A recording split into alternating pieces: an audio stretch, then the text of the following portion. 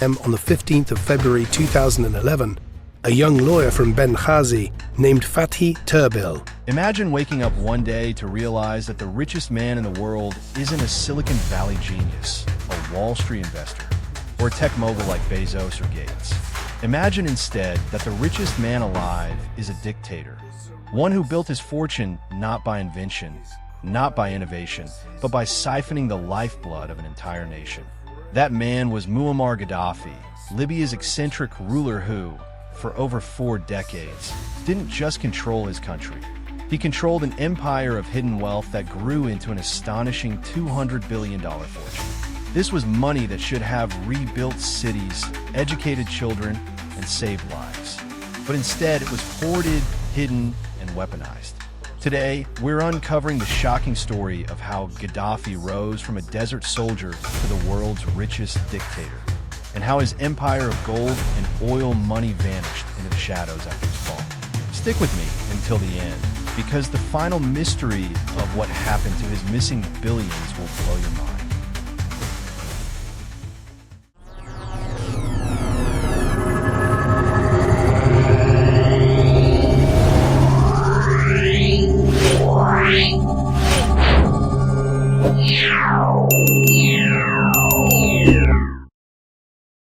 The year was 1969, and Libya was ruled by King Idris, a monarch who had grown unpopular with the younger generation.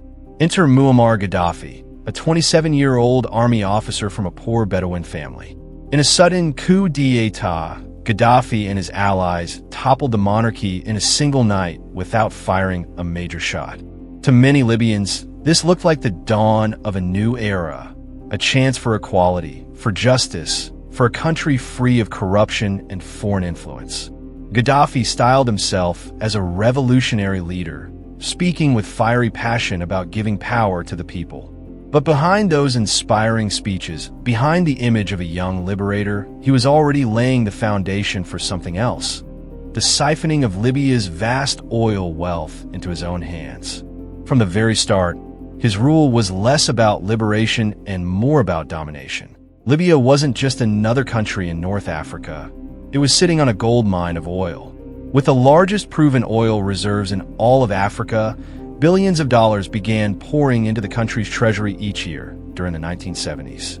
The world watched as Libya's newfound wealth could have transformed it into a modern, prosperous nation. Schools could have been built, hospitals could have been modernized, infrastructure could have turned deserts into thriving cities. But for Gaddafi, the oil money wasn't about the people. It was about power. Instead of reinvesting into Libya's development, billions quietly disappeared into overseas accounts, shadowy investments, and secret deals. What was supposed to be the fuel for a nation's progress became the foundation of Gaddafi's personal empire. He had discovered the true power of oil, not just as energy, but as a weapon to control both his people and the world. Years later, investigators would slowly peel back the layers of Gaddafi's financial empire, and what they uncovered was jaw-dropping. Through a web of offshore accounts and secret portfolios, Gaddafi had embedded himself in the very heart of global finance. Reports revealed $30 billion in portfolios with Goldman Sachs and other Wall Street giants. He owned luxury properties in London's prestigious Mayfair district, a playground of billionaires. He had stakes in Italian oil company Eni, securing influence over Europe's energy supply. His accounts stretched from Switzerland to Dubai to the Cayman Islands, ensuring that even if one trail was discovered, another was always hidden. This wasn't just about wealth. This was about creating a financial fortress so vast and complex that even the world's most powerful governments would struggle to trace it. Gaddafi wasn't just building a fortune. He was building an untouchable empire. And of course, Gaddafi didn't exactly live like a man of the people. His personal spending reached levels that bordered on the absurd. He owned a $100 million Airbus jet with interiors plated in gold. He collected dozens of luxury villas scattered across Europe, each furnished like royal palaces. And in perhaps his most eccentric display, he traveled with a massive silk-lined desert tent, flown in by cargo plane, where he would host meetings with world leaders. Imagine a dictator pitching his tent in the gardens of foreign capitals, surrounded by armed guards and luxury vehicles. That was Gaddafi. He draped himself in elaborate military uniforms, covered in medals of his own making, and surrounded himself with female bodyguards who became part of his public persona.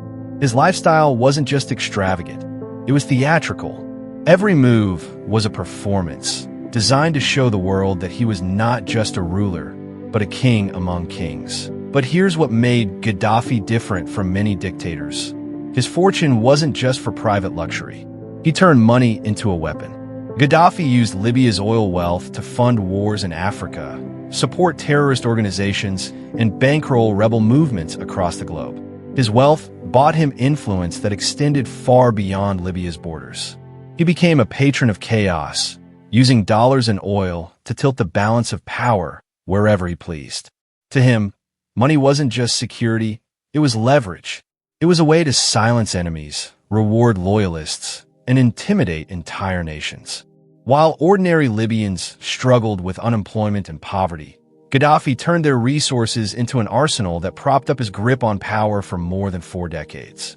Money, for Gaddafi, was far more dangerous than any weapon in his arsenal. By 2008, the official numbers painted a picture of incredible wealth.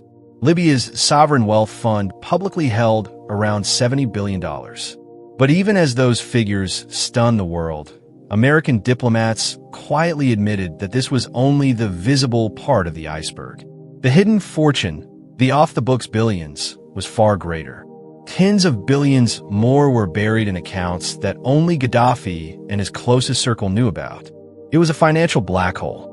No matter how hard outsiders tried to follow the money, it slipped through the cracks of international banks and legal loopholes. The truth was simple. No one really knew how much Gaddafi had, but everyone agreed. It was far more than the world had ever seen from a dictator. Then came 2011, the year everything changed. Inspired by the Arab Spring, Libyans rose up against decades of repression, corruption, and brutality. Rebels stormed the capital of Tripoli.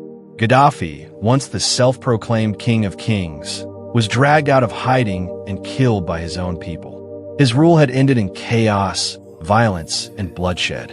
But as the dust settled, one question loomed larger than anything else. Where was Gaddafi's money? The world scrambled to uncover his empire. The United Nations quickly froze $67 billion of Libyan assets. But that was just the tip of the iceberg. More than $100 billion vanished without a trace. It was as if his fortune had evaporated into thin air the moment he fell. For Libya, the cost was devastating. Imagine what $200 billion could have done. It could have built modern hospitals and free universities. It could have rebuilt war-torn cities, paved roads, and given millions of Libyans a chance at a better life. Instead, it was siphoned into a dictator's pockets, spent on luxury jets, foreign wars, and secret accounts that may never be uncovered. Today, Libya struggles with instability, poverty, and division. The fortune that could have been its salvation has become its greatest mystery. And the world is left wondering, where did it go? And that brings us to the haunting question that still remains unanswered. What happened to Muammar Gaddafi's $200 billion empire? Did it disappear into offshore havens guarded by shadowy bankers? Was it seized quietly by allies who once praised him? Or does it still sit in accounts, gathering interest, waiting to be discovered? The truth may never fully come to light, but one thing is certain. Gaddafi's hidden fortune wasn't just money. It was power, it was influence, and it was the lifeblood of a dictatorship that scarred an entire nation. His wealth didn't die with him.